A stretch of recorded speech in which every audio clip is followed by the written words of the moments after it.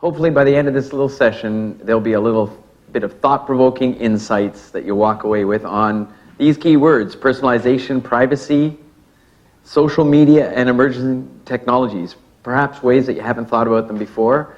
And at the end of the presentation, hopefully we'll surprise you with a little bit with the idea of what the double-digit response rate is based on. I'm just going to give you some quick background.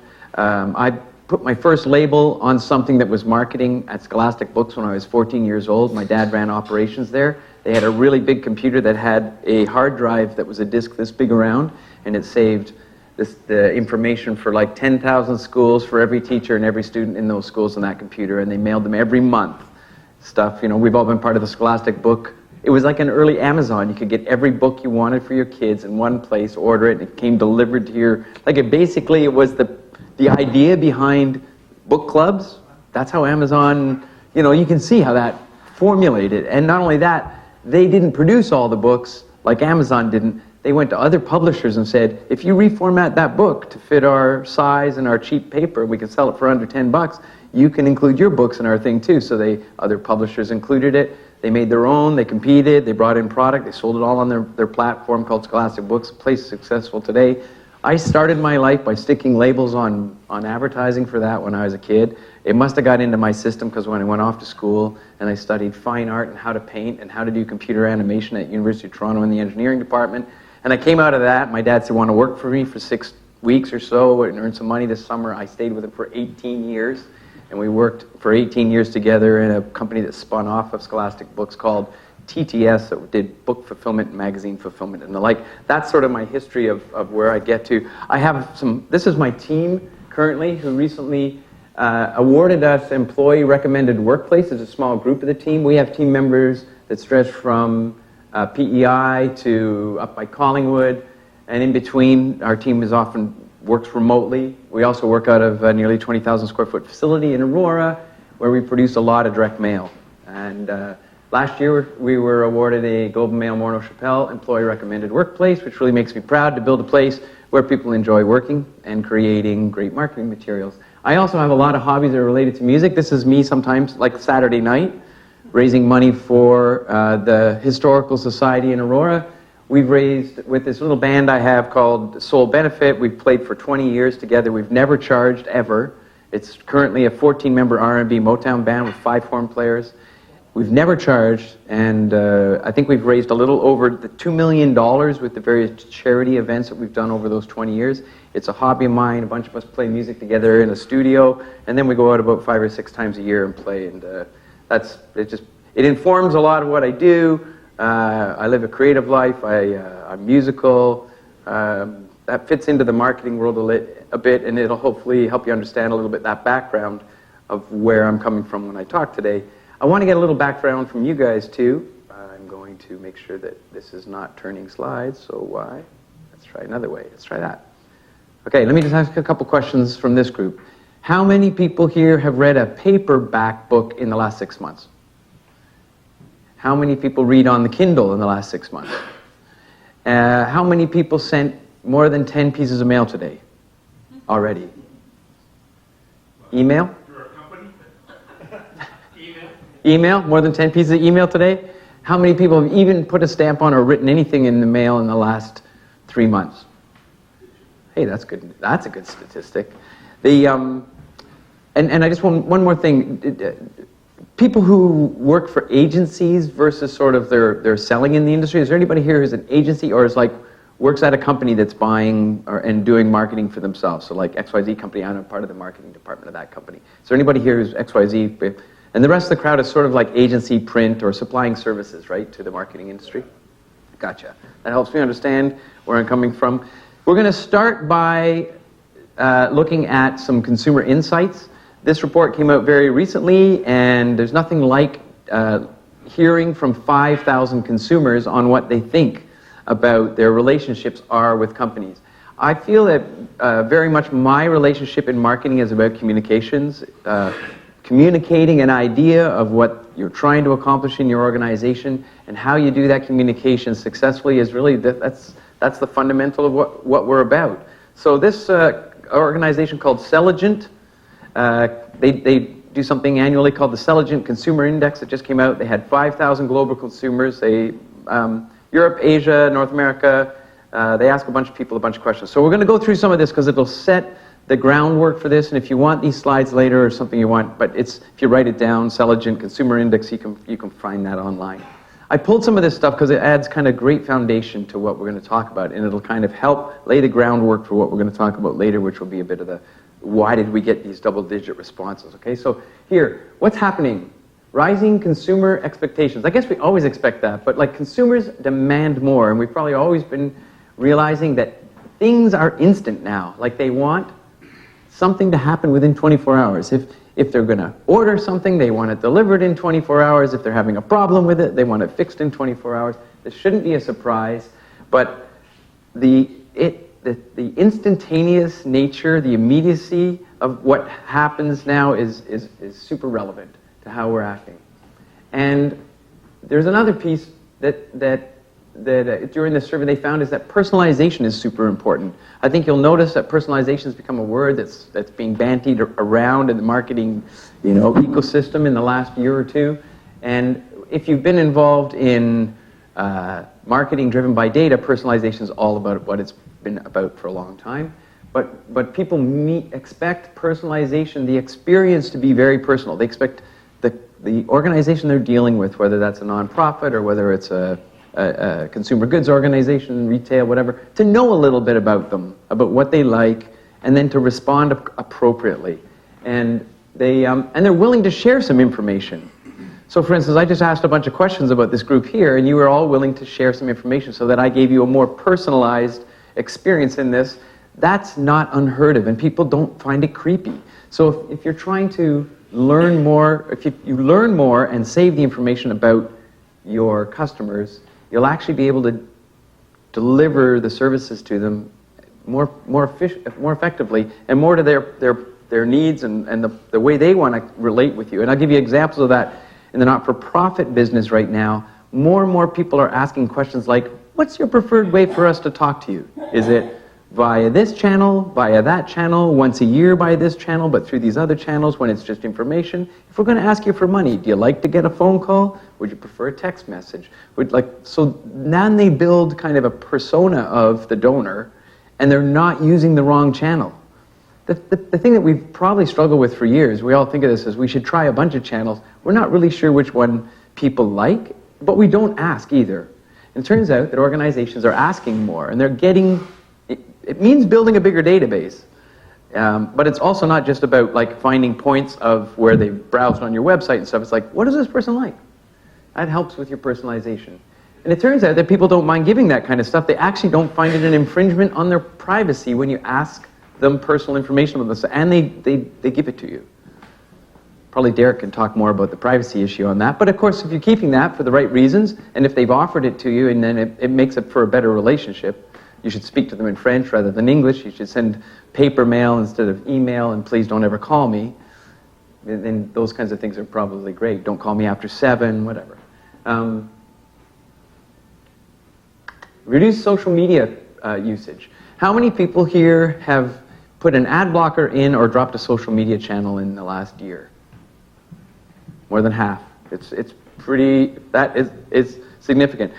Here's some stats recently about people who are dropping social media usage. And I will tell you that these stats, they do later in the study, which I didn't put the whole study together here, obviously, these don't alter very much from market to market. So whether you're in Belgium or whether you're in Canada or the US, huge groups of people, like here is at least 43% of young people under 24 have quit at least one social media due to privacy concerns, or reduced 52% social media use. So you use or quit.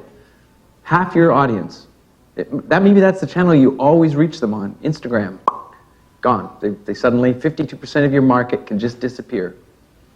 So you have to be thinking, if I'm using these digital channels, and it's the only way, or it's my main way now, and if they're so prone to quitting, or because of privacy concerns, something comes in the news. Suddenly there's a concern of a hack or of whatever abuse.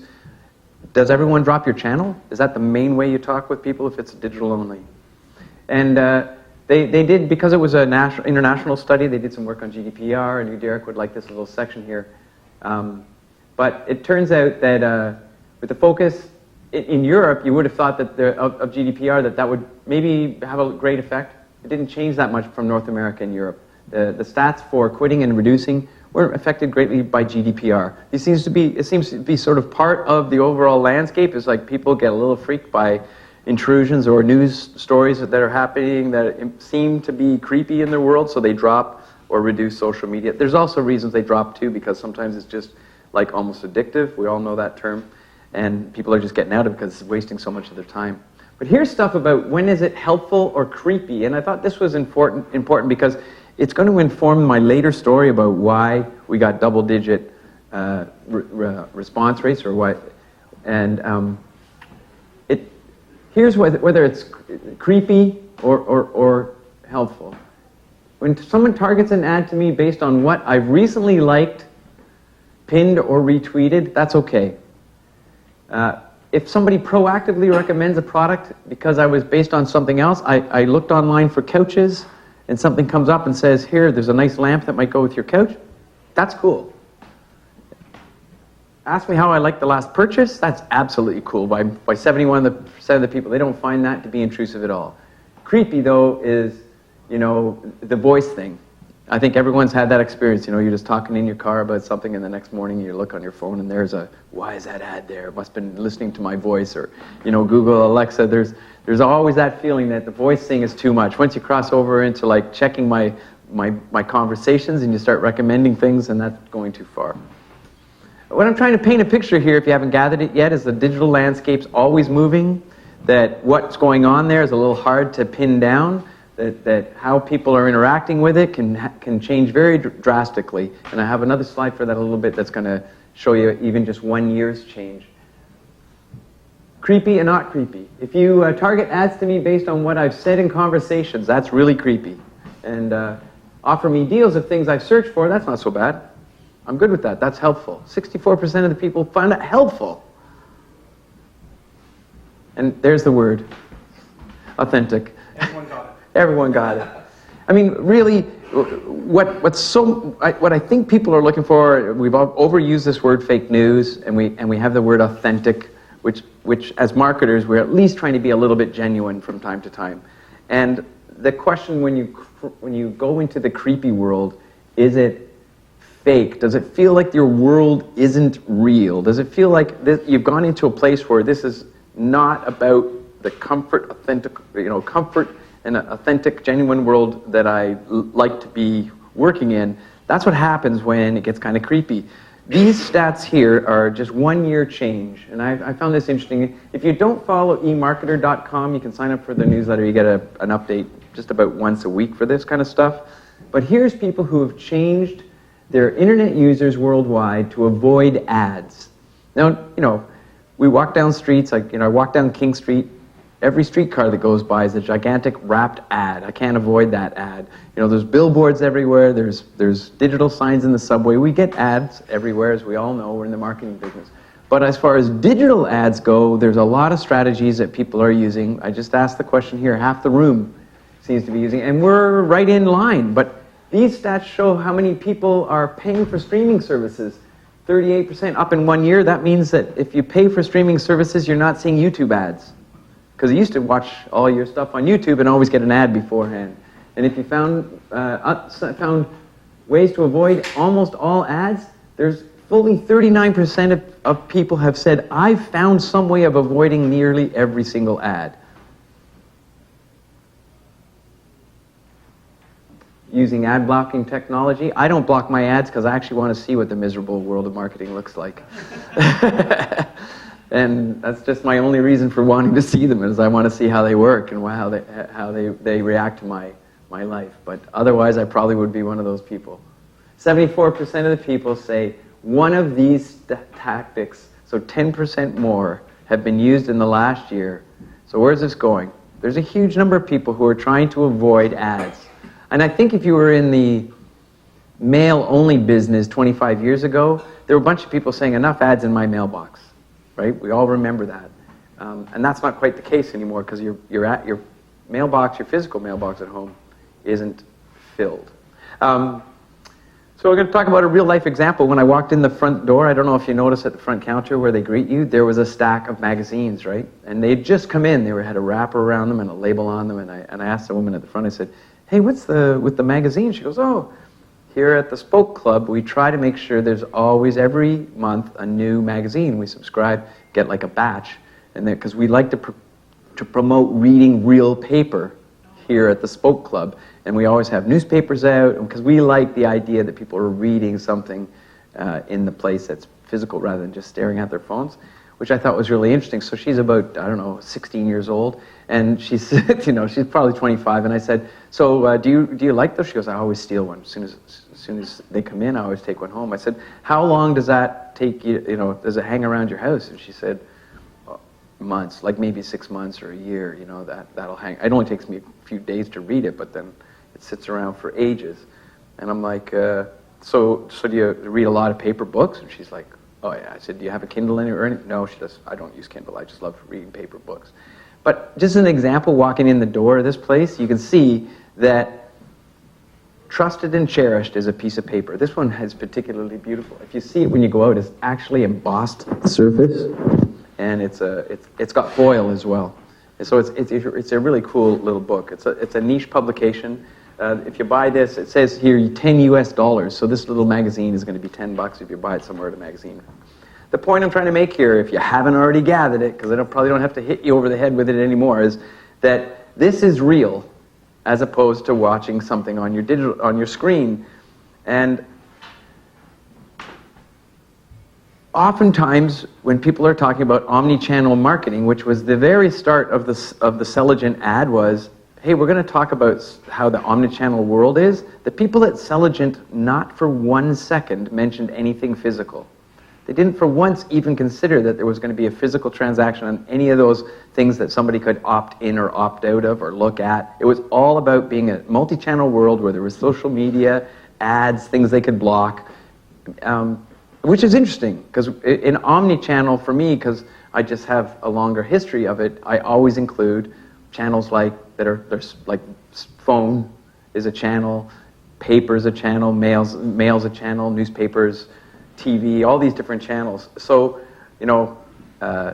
real physical things that are print have a strong relevance for me. So I'm going to try and share some of that passion of it with you here. If you haven't read The Revenge of Analog or seen it, it's a couple of years old now. It's a Toronto author, and he talks about the superiority of real things. And in that book, he writes a little bit about vinyl records, film cameras. If you go to a tech, there's tons of tech head offices around here. If you go into a meeting in a tech office, they're not sitting there with their laptops, oddly enough. Around the boardroom tables, they open moleskins, and they take a pen, and they write notes down for what they're doing. Like the idea that isn't part of the culture here. They whip out these little moleskins, it's a paper world still. So he's talking about how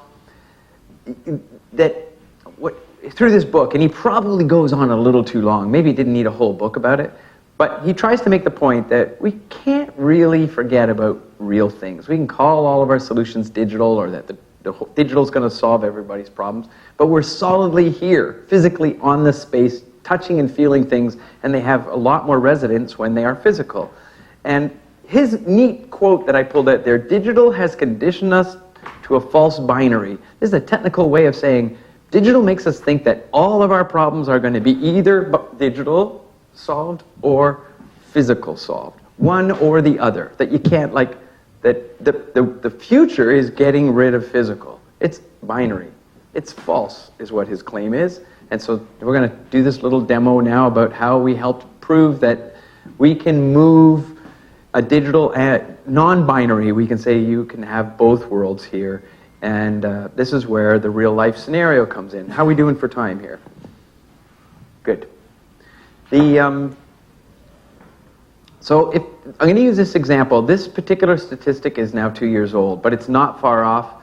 I'm going to give you this example. We're going to talk in specifics about abandoned shopping carts in e-commerce.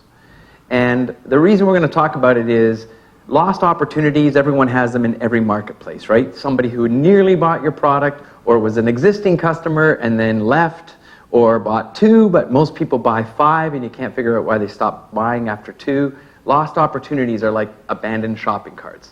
So every e-commerce company has abandoned shopping carts. In fact, a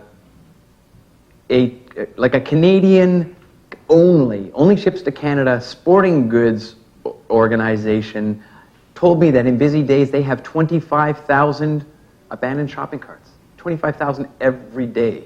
And that's just a Canadian sporting goods company. Large ones have hundreds of thousands of them a week, so they don't know what to do with them. They're a lost opportunity. On average, about 70% of shopping carts that are started get left unfilled, and the average shopping cart value in Canada is about $185 across all the e-commerce. So I came up with this number by kind of doing a quick math, saying, hey, if you had 1,000 orders and the average order is worth $185 and you're only closing 30%, then you're leaving $431,000 on the table for every 1,000 orders. And I think I just talked about it. This applies, the idea of lost and abandoned opportunity is across all sectors. Your donor gave once, never gave again. Why does that? They gave twice, normally they give for 5 years. Why did the donor stop giving? So what we tried to do and what we've tried to coach our clients on is how to echo and mirror the best of their digital strategies, because we know there's some awesome ones, and amplify them with physical stuff, all right? Sometimes the best way to test this stuff is in a digital world, because in the digital world you can test things really quickly. You know, you can put up a Google ad, test 3 taglines, a couple of images, and 2 days later you know which one's great. Then you can go into the real world and physically print that, but it might take you weeks to find results for that otherwise. But we know certain things work. We know, for instance, that if we send an email out to people who abandon a shopping cart, that we boost response rate. So that's pretty proven tactics, and nearly everybody in e-commerce who has any kind of merit is doing that. Everyone here has probably experienced it. You put something in the shopping cart, you abandon it, a few hours later, if not minutes, there's an offer back to you or an enticement to come back. Sometimes it's even banner ads targeted just by your browsing history. It might follow you for weeks. You know, you were looking for something and now you got couches from Wayfair for weeks there. So we know that putting it on your screen helps. But if we also go back a couple of slides and realize that up to 74% of people are trying to block all of our screens, there's a great group of people who that's not working for. Spam filters are eating it. People are putting the blocks in front, so what else can you do? We know that bringing back the subject of, hey, come on back to the cart works, but I'm a digital only. I'm binary. I've chosen all digital or I've chosen all physical, and I'm hoping everything was going to work in digital. So what we call it, or we like to call it, is seizing the now and seizing it in paper. At the moment that somebody is interested in that item that they left in the cart is today. It's not the fall catalog or the spring catalog, it's this moment. And although we could send them a spring catalog, which would capture a whole bunch of not quite particular people's moments, interested in lamps or couches, today they are interested in the couch. We know that we have a strategy that works in digital. We're going to echo it and mirror it in print. We're not alone in this. You see here I said even MailChimp is trying it out. Literally this morning, my wife comes into me and she goes, Steve, I know you're doing that presentation today. Look at this email I got from MailChimp. 3 years ago, Ted and I were in a DX3 event. We were talking about this, and a couple booths down were guys from MailChimp, right? And they came over and chatted with us, and those guys were the head of procurement and outsourced partners for MailChimp from Atlanta. And I said to them, hey, I just read that your CEO said that they might actually do some paper mail one day. And they're like, I don't think so, maybe. And I said, well, if you do, you should talk to us someday. Well, they have been trying it. And in fact, I ordered a paper mail campaign. I did one for myself just to see, being a guy who wants to find it. And I got the crummy looking little card that had a U.S. postal indicia on it because it was mailed from Chicago.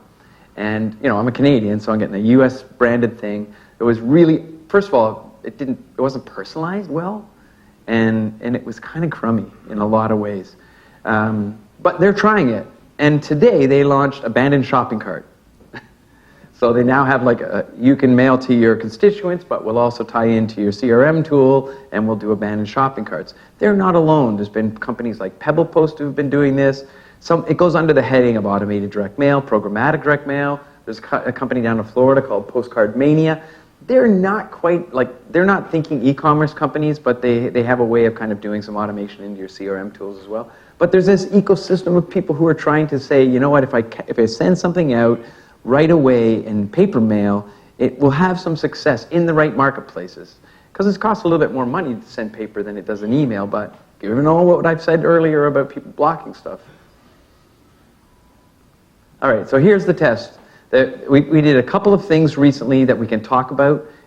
We want to thank Canada Post for helping us with these. We worked with Canada Post, Wayfair, and with Sephora as well, big brands who were trying to do some work as to see if this would work for them.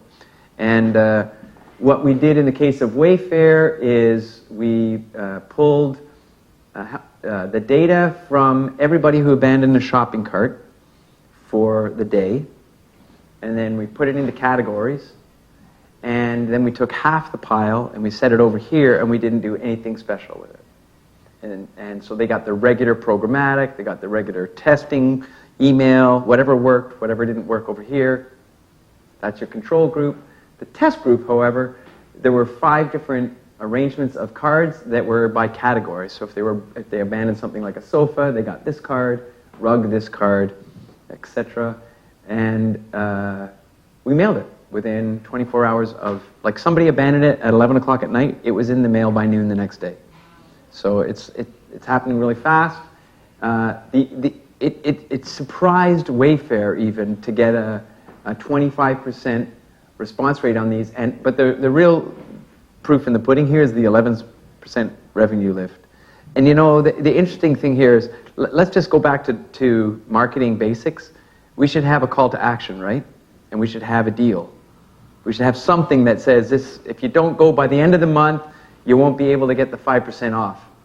There was not even an offer or a deal on this. It simply said Wayfair, couches. Can you just get a little more specific? So that means 11 o'clock abandoned shopping cart, probably second or third day they received it in the mail. Yeah. And then They tracked it for 6 or 7 weeks, and they added up the response rates after 7 weeks, because what they were finding is people were responding to this sofa deal 4 or 5 weeks later because they kept the card around, just like this woman kept the book around for weeks. You know? So that was my second question. So then the curve, so within a week, They get a steep curve. 80% of the response. Yeah, yeah. Somewhere. And then there's a long tail of it going out. You know, they thought after about 6 or 7 weeks they couldn't really tell, because they didn't even use a promo code. Like, they didn't want to make any kind of hurdles. Every time you have to get somebody, they're at the office wanting to finish this, they're like, the promo code's back at home. They don't need that. They just go. Why didn't you test a sell of a promo code or something, or call to action? A Johnson's box, whatever. All that needed to be tested here is, will postcards lift the digital strategy? And if we tested too many elements, it gets overly complicated. So let's just taste the basics. If we have all these channels working great, and we think they're optimized, and we've tried pushing them, improving subject line, improving time of day they're arriving, how many minutes after the transaction, we've optimized that. We're digital marketer excellent. You know, we know what the frick we're doing. And they're like, what do I do? Yeah, do you have a question? So it didn't have a specific call to action, but it was the fact that it was personalized, customized, and relevant that got the 11. And the moment, right? Like, it's like, I think the one thing, I hesitate to even call this direct mail, because direct mail has a connotation of a planned strategy that I'm going to do annually or monthly or on a sequence of events.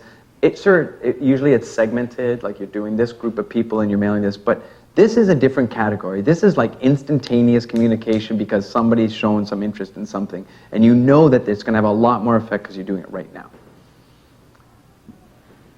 Any more questions about that? And we've been a lot more, in some of the other tests, we've been a lot more personalized. So we've done so far as putting couches in the personalized indicia.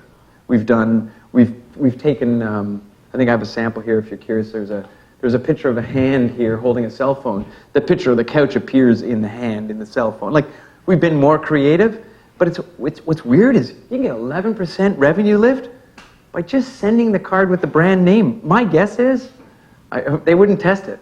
If it just said, thank you, Wayfair, they'd have 9% response rate. Like, it didn't need very much. I think it seizes the moment. It engages in the omni-channel world. Like, Wayfair's really good at a whole bunch of channels, right? They paint trucks, they do billboards, I think they do TV. I know they do all kinds of video advertising when I watch YouTube and different things. So there's tons of programmatic stuff. We went down to their Boston office. It's like 19 stories, 3,500 employees, and some of the smartest people I've ever worked with, like 29-year-old MIT graduate, their parents paid for them to get the best education in the world, and they're helping hack data so people will buy more couches. It's not exactly making the world a better place, but hopefully they'll change gears sometime and stop just trying to sell couches. They were smart people.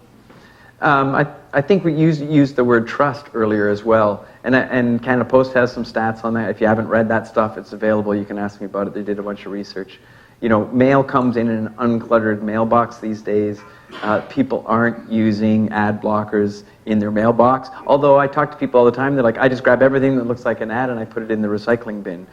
And so, but like, that's how advertising works. You have to be in front of a number of people. But once again, I think some of that comes from strategies that you can win. But when you see the Wayfair brand on the top of the card and you've been buying from Wayfair, it's different than seeing a dentist's thing. You already have a dentist. You're like, what is Wayfair talking to me about here?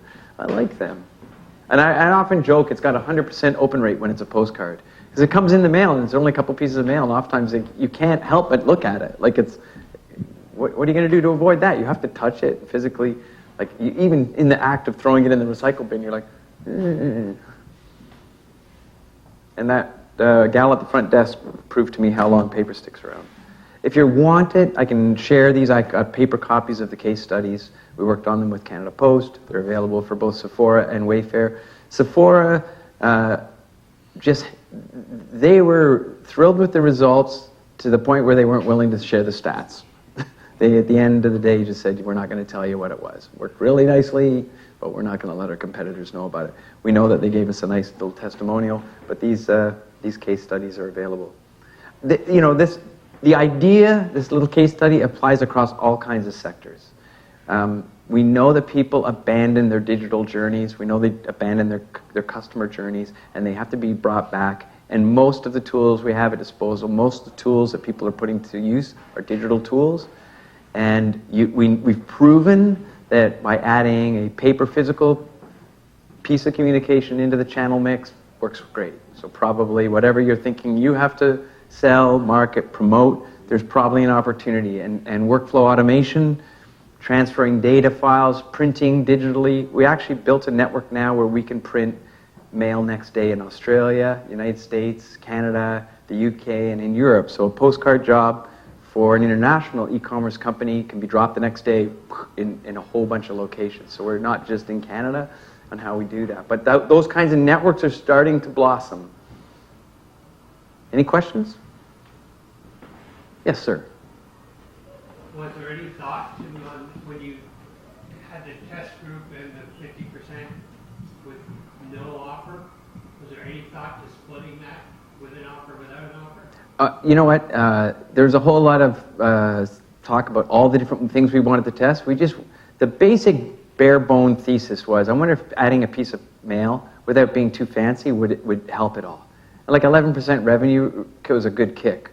I don't think any amount of tweaking in their social media campaigns or adjusting subject headlines or frequency of emails or the way the body of the email was or how personalized the email was could have ever achieved 11% response rate. There was also, they didn't just take the whole group and split it down the middle. They took a group of people who had a very similar propensity to purchase. They had a similar kind of past shopping Wayfair, shopping online. And they took that group and split it halfway. So it wasn't, they kind of controlled it that way. Yeah, the first group that came down to us was a group that, like if they took every single person that abandoned a shopping cart, I think all of us would have agreed that's probably not the best way to spend your time. So we took away people who say, had never bought before. That's number one. People who bought only socks. We want to sell couches. We're going to spend money. So we took a few things away, like they were tiny shoppers, or they were, I don't know, there was a bunch of things their statisticians said, these are unlikely people to buy, so let's get rid of those first of all. But still, you take that group, which is a subgroup, and say, that group, when they get a card versus not get a card, that's what you get as a lift. Wow. Great. Yes, sir. Any testing done for non-for-profits that you're seeing? I haven't been able to convince a whole lot of not-for-profits to use this. There's a couple of things holding them back, and we're trying to have some discussions with the CRM tools that they use to make it easier, because pulling data on a daily basis out of current not-for-profit CRM tools is a little dicey. But we did some work with that was working quite well, which was more like a response to donating, and then actually I have two examples for you. One was a response to donating, and then a set of printed mail that were interspersed with phone calls as well. It was called an upgrade program to take somebody from their first gift to potentially turning into a monthly donor with Visa, which is a lot more valuable to a donor. And some of that has worked. When I think of responsive print, I think of often capturing the moment, but sometimes it extends to capturing a pattern of, like, you know that the moment started here, but there's another thing that comes up in 6 weeks and another week, and oftentimes, you know, if you don't capture them by 3 months, then they're gone. You've heard of those kinds of, they know the story of a, so in fundraising that works. We have another client who, they get all their donations, their new donors, in a face-to-face environment. So you're approached in the mall, they say, hey, would you like to support this thing? It's about a $350 a year, that you're in for, so you're getting your visa deducted. And they start right away with a segment of responsive communications that lasts through the year, with the hopeful goal of getting them to do a renewal at the end for another $350. And they can get like 30% of the people renewing a second time if they do it right. If they do it wrong, there's another charity that I've been speaking with, and they have a similar program, but they only talk to the donor once. Another one that I work with, we do beautiful work for them, and they do 5. And they're very segmented, they're super personalized, and those guys get a much higher rate on return on their investment.